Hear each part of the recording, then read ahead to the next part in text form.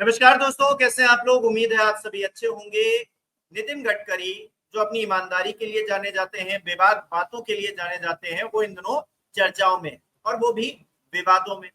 Ethanol को लेकर जो चर्चा हो रही है उसमें उनके बेटे घिरे हुए हैं, लेकिन खबरें कुछ और भी हैं। खबरें उनके बागी होने की भी है और बागियों के सरदार बन जाने की भी है। केपी मलिक साहब कुछ खुलासा कर रहे हैं, वरिष्ठ पत्रकार है, हमारे साथ जुड़े हैं। उस खुलासे में वो क्या क्या कह रहे हैं समझेंगे। बहुत बहुत स्वागत है सर आप। केपी मलिक सर, जो लोगों को मूर्ख बना सकता है वही सबसे अच्छा नेता है, गडकरी साहब ने ये कहा। तो मूर्ख बना कौन रहा है असल में? ये जो एथेनॉल वाला खेल नया शुरू हो गया और इसके बीच में क्या बागियों के सरदार बनने की कवायद कर रहे हैं गडकरी साहब, ऐसा आप लिख रहे हैं। क्या है इसके पीछे पूरी कहानी, जरा दर्शकों को समझाइए जरा। देखिए हिमांशु, अगर आप देखें एथनॉल का जो खेल है कोई नया खेल तो है नहीं। ऐसा तो है नहीं कि कल शुरू हुआ है, और ऐसा भी नहीं है कि गडकरी के लड़कों के अलावा कोई दूसरे लोग इस बिजनेस में नहीं है। इसमें कोई दो राय नहीं है कि जो गडकरी के लड़कों की उनकी कंपनियां हैं उन्हें बेहद मुनाफा हुआ है पिछले कुछ सालों में, और कंज्यूमर को, लोगों को, आम आदमी को बहुत नुकसान हुआ है, इसमें कोई दो राय नहीं है। लेकिन इस तरह की मोटा मोटी लगभग 300 कंपनियां हैं जो एथनॉल में हैं। अब बिना सरकार की परमिशन के, बिना सरकार की मिली भगत की कंपनियां चल नहीं रही हैं। दूसरी चीज ये, इसका संबंध पेट्रोलियम मिनिस्ट्री से है। पेट्रोल के साथ इसका मिलाने का सिलसिला लगातार चालू है। वाजपेयी जी के जमाने से एथनॉल की बात चल रही है, और ऐसा क्या हुआ पिछले 2 साल में कि सारी चीजें चुपचाप हो गई और लोगों को पता ही नहीं है। और आज आप 20% एथनॉल पेट्रोल में मिला रहे हैं।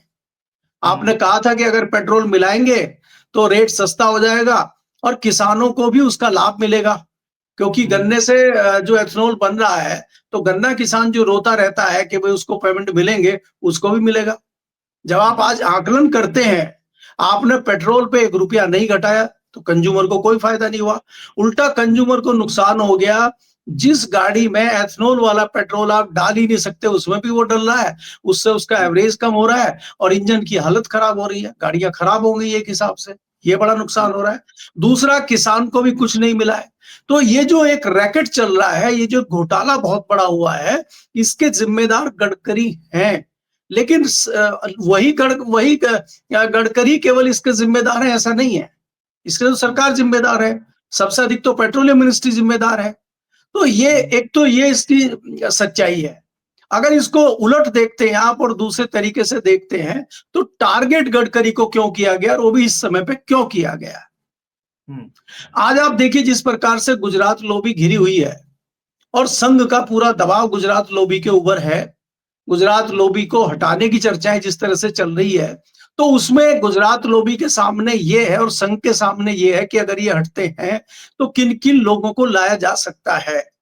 तो जिन जिन लोगों को लाया जा सकता है उनको रास्ते से कैसे हटाया जाए, उनकी ऐसे स्थिति कैसे की जाए कि वो अपने बचाव में ही उतर आए। जब कोई बड़ी विपदा किसी के ऊपर आती है तो पहले वो उस विपदा को निपटाता है, बाकी चीजें बाद में देखता है। तो इसलिए गडकरी जी के ऊपर विपदा लाई गई और गडकरी उसमें उलझ कर रह जाए और हम लोगों का मामला बचा रह जाए। संजय जोशी आज तक जो अपनी लड़ाई नहीं लड़ पा रहे हैं, उन्होंने एक नई लड़ाई में उनको फंसा दिया था, वो सीढ़ी आज तक उनका पीछा नहीं छोड़ रही है।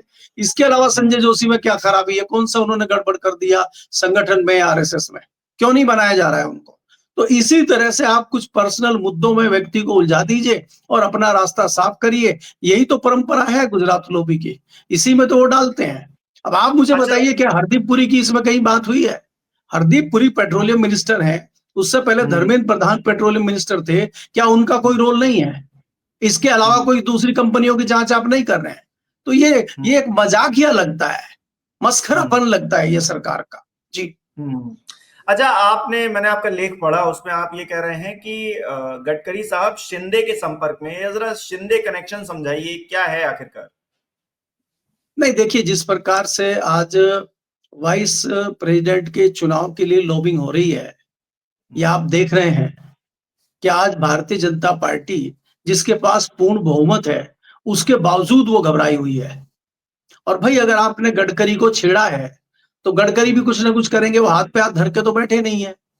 और दुश्मन दुश्मन का दोस्त होता है। इन्होंने शिंदे के साथ भी बहुत अच्छा किया नहीं है, तो शिंदे भी बदला लेने की कोशिश करेंगे कहीं ना कहीं। तो खबरें ये हैं, हमारे जो सूत्र बता रहे हैं कि कहीं ना कहीं गुपचुप बातचीत हुई है और मुलाकात भी हुई है कि नहीं हुई है इसकी तो पुष्ट खबरें नहीं है, लेकिन बातचीत गडकरी के और सिंधे के बीच में हुई है। क्योंकि बातचीत होने का सीधा सीधा कारण ये है कि वाइस प्रेसिडेंट के चुनाव में वोटिंग जो होता है वो गुप्त मतदान होता है। उसमें वोटिंग दिखा के नहीं करनी होती, किसने किसको डाल दिया कुछ पता ही नहीं चलता, किसी पार्टी का कोई व्हिप जारी हो ही नहीं सकता, होता ही नहीं है। तो अपने विवेक के आधार पे आप वोट करते हैं। तो ऐसे में क्रॉस वोटिंग की संभावना जताई जा रही है जो बड़े तौर पे हो सकती है। और उसमें बाहर के जो आपके एनडीए के जो लोग हैं उसमें तो कई लोग करेंगे ही, कई पार्टियां करेंगे ही, लेकिन उसमें ऐसे भी कुछ सांसद हैं जो भारतीय जनता पार्टी के हैं, वो भी क्रॉस वोटिंग कर सकते हैं। उसका ताजा उदाहरण आपने कॉन्स्टिट्यूशन क्लब के चुनाव में देखा। वहां पे चाणक्य जी उस नजर बनाए हुए थे उस इलेक्शन पे, और वो एक बहुत छोटा इलेक्शन था, तो वहां उनकी चाणक्यगिरी फेल हो गई।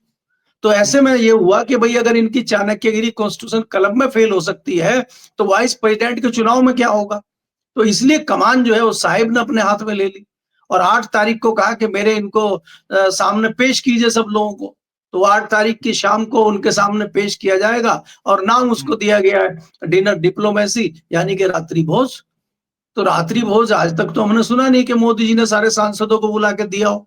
वो 8 तारीख की रात को ही क्यों दे रहे हैं, क्योंकि सुबह 8 बजे वोट शुरू हो जाएगी वाइस प्रेसिडेंट की। तो ये एक घेरने की रणनीति सांसदों को चल रही है। और सांसद जो है आज से दिल्ली आना शुरू हो गए हैं। पहले वो शाह साहब को रिपोर्ट करेंगे, फिर वो नड्डा जी के उसमें रहेंगे, फिर वो जो है मोदी जी के यहाँ डिनर करने जाएंगे। तो उनको घेर कर रखा जाए ताकि कोई उनको बहला न ले। और जिन पर ज्यादा शक है, जिनकी ज्यादा संभावना है कि क्रॉस वोटिंग कर सकते हैं, उनकी चूड़ियां टाइट करने का भी इंतजाम है। उनकी चूड़ी कैसे टाइट की जाए। जी। तो यानी कि प्रधानमंत्री की कुर्सी से लेकर उपराष्ट्रपति चुनाव और ये सारी चीजें जो कवायद हो रही है संघ और भारतीय जनता पार्टी के बीच में, जो कहा जा रहा था कि सब कुछ ठीक हो रहा है, वो असल में ठीक नहीं हो रहा है और भी चीजें उलझती जा रही हैं। देखिए, आरएसएस ने जो किया है, जैसे पीछे चर्चा चली थी कि मोहन भागवत भी 11 तारीख को अपने पद से इस्तीफा दे सकते हैं, वो भी 75 साल के हो रहे हैं। और पीछे ये हुआ था कि भाई इनके ऊपर एक दबाव बनेगा, लेकिन बाद में संघ में इस तरह की चर्चाएं हुई हैं कि अगर 11 तारीख को अपने जन्मदिन पे मोहन भागवत जी इस्तीफा देते हैं और इन परिस्थितियों में मोदी जी तो इस्तीफा देंगे नहीं, तो आरएसएस तो और कमजोर हो जाएगी। आरएसएस जिस तरह से दबाव बना रही है, क्या वो अपने काम कर पाएगी। तो उसमें फिर उन्होंने इसीलिए साफ किया कि भाई हमारा कोई इरादा नहीं है इस्तीफा देने का, ना हमने कहा कि हम इस्तीफा देंगे। वो तो मीडिया में चर्चाएं चली थी, तो उन्होंने सफाई दे दी इस बात की। तो वो कम से कम इस्तीफा नहीं दे रहे हैं, लेकिन भारतीय जनता पार्टी के गुजरात लॉबी के कौन कौन से लोग इस्तीफा देंगे वो देखने वाली बात है। संघ का दबाव आज भी बरकरार है, चाहे वो वसुंधरा के तौर पे हो, चाहे संजय जोशी के तौर पे हो, चाहे वो गडकरी के तौर पे हो, चाहे वो योगी के तौर पे हो। जितने भी गुजरात लॉबी के विरोधी लोग हैं उनके संपर्क में संघ है और सबसे मुलाकातें चल रही हैं। कुछ ऐसे लोग भी हैं जिससे जैसे राजनाथ जी हैं और शिवराज चौहान है कि वो संघ के भी प्यारे हैं और गुजरात लॉबी के भी हैं, तो वो तो तत्काल पाला बदलने वाले हैं। तो ऐसे लोगों की भी संख्या बहुत ज्यादा है। तो इसलिए संघ का वो दबाव और संघ की वो रणनीति अभी खत्म नहीं हुई है, वो बरकरार है। अच्छा, गडकरी साहब आज से नहीं बहुत पहले से बड़े मुखर तरीके से बोलते आए हैं। उनके मंच पर जो भाषण होते हैं उसमें कहीं ना कहीं वो खिंचाई कर देते हैं। तो ऐसे में इस बार ऐसा खास क्या हो गया कि उनके बेटों की कुंडली खंगाली जाने लगी, मीडिया में आप कह रहे हैं जानबूझकर ऐसी खबरें प्लांट की जा रही हैं। देखिए, इसका सीधा सीधा रीजन ये है कि कहीं ना कहीं इनको लगता है कि संघ गडकरी को आगे बढ़ा सकता है। गडकरी नागपुर से आते हैं, नागपुर के सांसद हैं, नागपुर में संघ का हेडक्वार्टर है, संघ के वो हमेशा प्यारे हैं। आज भी नंबर 2 की लाइन है, उस लाइन के वो सबसे कद्दावर नेता है। आप याद कीजिए, जब अडवाणी जी को हटा के कुछ लोगों को तैयार किया गया था, तो उस टाइम पे भी गडकरी को अध्यक्ष बना के लाया गया था, भारतीय जनता पार्टी को उनका कद को बढ़ाया गया था। तो आज बड़े कद के नेता गडकरी हैं आरएसएस की नजर में, और उनको जो है प्रधानमंत्री के तौर पर भी पेश किया जा सकता है, भारतीय जनता पार्टी के अध्यक्ष के तौर पर भी पेश किया जा सकता है। तो इसलिए उनको कमजोर किया जा सके, इसलिए उनके पीछे ये इस तरह की चीजें चल रही हैं। क्योंकि आज भी गुजरात लोबी अपनी बादशाहत को कायम रखना चाहती है। उसको नहीं पता है कि उसके पैरों के नीचे से जमीन खिसक चुकी है, क्योंकि नहीं, अभी भी वो आपने ये कहा कि प्रधानमंत्री के लिए उनको प्रमोट कर सकती है, लेकिन जब संघ प्रमुख ही ये बात कह रहे हैं कि 75 में ना मैं खुद इस्तीफा देने जा रहा हूं, ना कहूंगा कि कोई इस्तीफा दे, तो फिर ये बात कहां से कि प्रधानमंत्री के लिए उनको प्रमोट करेंगे। हाँ, अध्यक्ष पद के लिए आगे बढ़ाया जा सकता है, लेकिन सवाल ये है कि गडकरी क्या केंद्रीय मंत्री बने रहना चाहेंगे या फिर संगठन संभालने के लिए आगे आ जाएंगे। नहीं, देखिए वहां कोई गडकरी से पूछा नहीं जाएगा कि आप क्या चाहते हैं क्या नहीं चाहते हैं, और संघ किसी से ऐसे पूछता नहीं है। पूछना ताछना होता है, पर्दे के पीछे पूछताछ हो जाती है। अभी बात ये चल रही है कि संघ में और भारतीय जनता पार्टी में एक बहुत बड़ा खेमा इस सोच का है, जो गुजरात लोबी को पसंद नहीं कर रहा है। चाहे संघ हो और चाहे भारतीय जनता पार्टी हो, वो नहीं चाहते कि भारतीय जनता पार्टी की सरकार केंद्र से चली जाए। वो ये चाहते हैं कि ये गुजराती लोबी हटे, और दूसरे जो साफ सुथरी छवि के लोग हैं और इस प्रकार के लोग हैं जो एनडीए के गठबंधन के लोग हैं, उनके साथ अच्छा तारतम्य बना के चल सके, ऐसे लोगों की आवश्यकता संघ को महसूस हो रही है। क्योंकि संघ भी चाहता है कि हमें 2029 तक भारतीय जनता पार्टी की सरकार को साथ में लेके जाना चाहिए। अगर मोदी जी बने रहते हैं तो तमाम खतरे उनके सामने हैं। जिस प्रकार से आप देख रहे हैं कि चंद्रबाबू नायडू कर रहे हैं, उन्होंने अपने पक्ष का उपराष्ट्रपति के लिए कैंडिडेट चंद्रबाबू नायडू लेके आए हैं। ये बात पब्लिक डोमेन में आई नहीं, लेकिन अंदर अंदर ये बातें चल रही हैं और सबको दिखता है और सबको मालूम है कि सुदर्शन रेड्डी जी के और चंद्रबाबू नायडू के संबंध क्या है।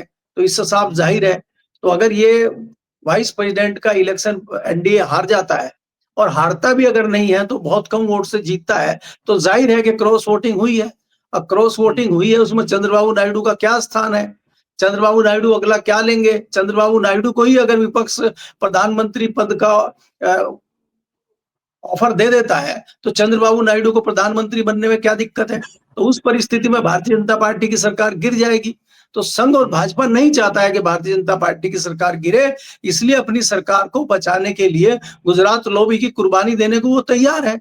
लेकिन ये मानने को तैयार अभी तक नहीं है इस बात को कि हमारी छवि खराब हो चुकी है, हमें लोग लाइक नहीं कर रहे हैं संगठन में, आरएसएस में या जनता में हमारी छवि इस तरह से नहीं हुई है अभी, ये मान के नहीं चल रहे हैं। ये किन से घिरे हुए हैं जो जय जयकार चल रही है? अब आज आप देखिए ना, कहाँ है आपके विदेश नीति के जो परिणेता थे, जो विदेश नीति आप पिछला ढोल पीट रहे हैं पिछले 10 साल से, विदेश नीति। तो जिस विदेश नीति के एस जयशंकर को आप लेके आए थे, कहाँ है जयशंकर जी? और कल को आप एथनॉल वाले पेट्रोलियम मिनिस्टर गायब हो जाएंगे, हरदीप पुरी जी। परसों को फिर आपके दूसरे मंत्री जो नौकरशाह हैं, जो सारी सरकार को हिलाए डोले हैं और चला रहे, कल को वो गायब हो जाएंगे। तो इसका जिम्मेदार कौन होगा? तो इतना बड़ा नुकसान उठाने के लिए संघ और भाजपा तैयार नहीं है, इसलिए ये चीजें अंदर ही अंदर चल रही हैं। इनको एहसास हो चला है कि अगर यही परिस्थितियां चलती रही और गुजरात लोग भी इसी तरह काम करती रही, तो वो दिन दूर नहीं है जब ये सरकार गिर जाएगी। इसमें एक सबसे बड़ा उदाहरण अंत में आपको ये भी मैं बता दूं कि मुकेश अंबानी को जिस प्रकार से इन्होंने छेड़ा है, वन तारा में कुछ दिन पहले जाके ये शेर के बच्चे के साथ फोटो खिंचवाते हैं और आज उसी की जांच शुरू करवा देते, तो ये क्या जताता है? क्या मुकेश अंबानी के और इनके संबंध बहुत प्रगाढ़ हैं? तो कहीं ना कहीं संबंधों में खटास आ चुकी है, और मुकेश अंबानी कोई आम आदमी नहीं है। सरकार में किस प्रकार से उनकी दखलंदाजी रहती है, कितने सांसद उनके पेरोल पर रहते हैं, ये किसी से छुपा नहीं है। और उन सांसदों की संख्या बढ़ती जा रही है जो रिलायंस के संपर्क में है, और वो क्या डिसीजन लेंगे? तो कहीं ना कहीं इसकी हड़बड़ाहट संघ में भी है और भाजपा में भी है जी। अच्छा, गडकरी जी को अगर टारगेट किया जा रहा है, तो गडकरी जी भी क्या कोई तैयारी कर रहे हैं, पीछे पीछे कोई प्लानिंग कर रहे हैं, अपने लिए एक अलग रास्ता बना रहे हैं, गुट तैयार कर रहे हैं अपना, कुछ ऐसी भी खबरें हैं क्या? नहीं, देखिए गडकरी जी अपनी तैयारी कर रहे हैं, तभी तो वो सिंधे से बात कर रहे हैं। अगर वो तैयारी नहीं कर रहे होते तो वो क्यों सिंधे से बात करते? वो क्यों आरएसएस के टच में होते? वो भी सरेंडर कर देते। भाई अच्छा, आप कोई मंत्री संख्या बने भी आई है रहिए, क्या? आप कोई मंत्री संख्या? बने रहिए, आप मंत्री बने रहिए, चुपचाप मंत्री। अरे भाई, भारतीय जनता पार्टी में ऐसे मंत्रियों की संख्या कम है क्या? राजनाथ जी कुछ बोल रहे हैं क्या? शिवराज जी सरकार के खिलाफ कुछ बोल रहे हैं क्या? किसी नेता के खिलाफ कुछ बोल रहे हैं क्या? तो गडकरी जी क्यों बोल रहे हैं? गडकरी एकाएक क्यों बोल रहे हैं कि जो झूठ बोलता है वही सबसे बड़ा नेता होता है? और किसके लिए बोल रहे हैं आपको भी पता है, मुझे भी पता है। तो वो क्या कहना चाहते हैं? तो वो मोर्चा खोले हुए हैं, उनकी तैयारी है। और आप मुंबई की जिसकी बात करते हैं वनधारा की, वहां भी कनेक्शन कहीं ना कहीं गडकरी का जुड़ रहा है। तो अभी ये सारी चीजें डिस्क्लोज करने की स्थिति में मैं भी नहीं हूं, क्योंकि मेरे भी जो सोर्स हैं, सूत्र हैं, उन पर फिर थोड़ा फर्क पड़ता है, तो इसलिए बहुत ज्यादा डिस्क्लोज मैं भी नहीं कर सकता। लेकिन आपको ये अंदाज लगा लेना चाहिए कि ये लड़ाई जो लड़ी जा रही है, नागपुर, मुंबई और दिल्ली की लड़ाई त्रिकोणीय लड़ाई है ये। और त्रिकोणीय में आप देख सकते हैं कि एक मजबूत आदमी आपका जो है, चाहे आप उसको फाइनेंसर कहिए, चाहे आप उद्योगपति कहिए, पूंजीपति, जो भी आप कहिए, आपके पाले में आ गया है वो। तो आपको अब तो गडकरी जी, हमारे यहाँ कहावत जैसे गांव में होती, पहलवानी का पट पीट रहे हो, तो कि आइए भाई देख लेंगे हम, तो उसके कंधे पे किसी का हाथ है, इसीलिए वो इस तरह का आपको व्यवहार कर रहे हैं, जो आपको उनमें दिख रहा है कि इस तरह से वो मंच पे खड़े होकर बोल रहे हैं। तो ये ताकत उनमें एकाएक जो आई है, उसका नतीजा यही है कि पीछे किसी न किसी का हाथ है। जी, बहुत बहुत शुक्रिया केपी मलिक साहब, जुड़ने के लिए, तमाम बातचीत के लिए बहुत बहुत धन्यवाद। तो अब गडकरी जी का अगला कदम क्या होगा, आरएसएस क्या प्लान कर रहा है, भारतीय जनता पार्टी की तरफ से क्या होने वाला है, मोदी शाह के मन की बात आखिरकार क्या है, धीरे धीरे करके पत्ते खुल रहे हैं और उन पत्तों से साफ हो रहा है कि सब कुछ ठीक नहीं चल रहा है। आपको क्या लगता है, मुझे कमेंट करके अपनी राय जरूर बताइए। इस वीडियो को लाइक कीजिए, शेयर कीजिए, और हमारे चैनल को सब्सक्राइब नहीं किया है तो वो भी जरूर कीजिए।